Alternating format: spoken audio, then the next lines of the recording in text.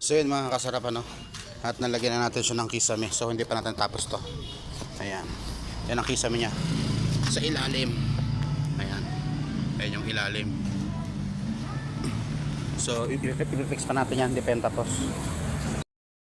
So yun mga kasarap no. Finish na natin mga kasarap. Yan na po yung ating gawa. Mga kasarap no. Sheesh. Ayan. For today's video, tayo po ay bubuuhin na natin yung driver shade sa labas.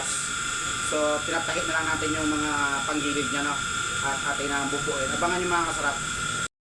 So yun mga kasarap, no? Ito yung ating ilalagay na sa tricycle mga kasarap. Doon sa may driver shade, no?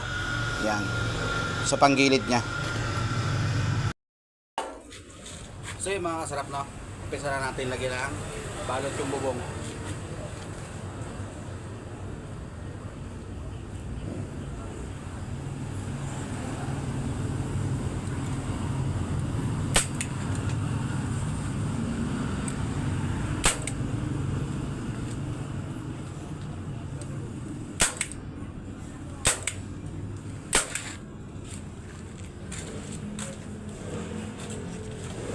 Sulit natin ay sanipa.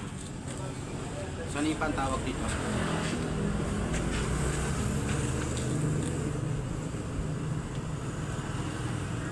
Yan nga mga kasarap ano, yan part na mga kasarap ay tayo ay nagbububong na dyan ng driver shade mga kasarap ano. Ito ay hindi naman madaling gawin din mga kasarap, lalo na po pag ang tile lang gagamitin dito ay makunat no. Lalo pag walang araw mga kasarap, hapon ko na nga pala ginawa yan mga kasarap ano. Ayan po ang ginamit natin tela dyan ay vinyl, yung leather mga kasarap, kaya napakatibay yan mga kasarap. Ang una natin yung ginawa dyan mga kasarap ay syempre tinahi natin yan mga kasarap ano.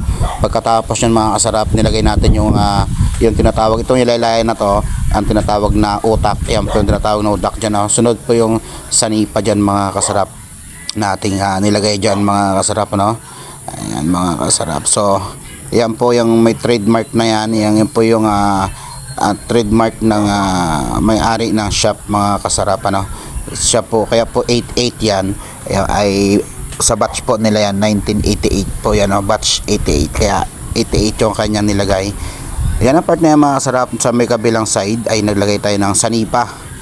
Ayan mga kasarap, hindi ko alam tong gantong mga gawain mga kasarap ano. So dahil lang doon sa aking mentor, yung may-ari ng shop na si Sir Chito, siya po ang nagturo sa akin mag-upholstery no, manahi, so magsukat, magtansya kung ilang metro, kung anong ilang metro ang kailangan tela. Ayan mga kasarap, yung aking mentor na Sir Chito Suliman Jr. dyan mga kasarap. Ayan po ang nagturo sa akin mag-upholstery no. Hindi ko naman talaga linya to dati, hindi ko alam yan, basta tinuruan niya lang ako. So yun mga kasarap ano. At nalagyan na natin siya ng kisame. So hindi pa natin tapos to. Ayan. Yan ang kisame niya. Sa ilalim. Ayan.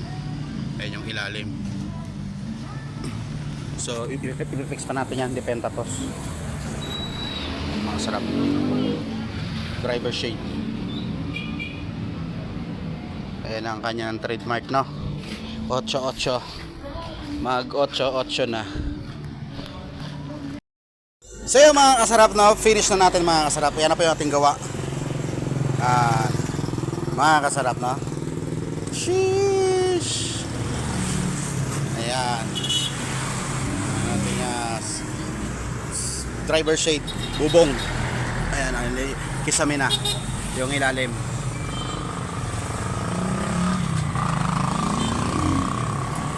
So yun guys, thanks for watching po mga kasarap. Makunat ito, makunat tong Thailand na to. Vinyl ang tawag dito. Thanks for watching.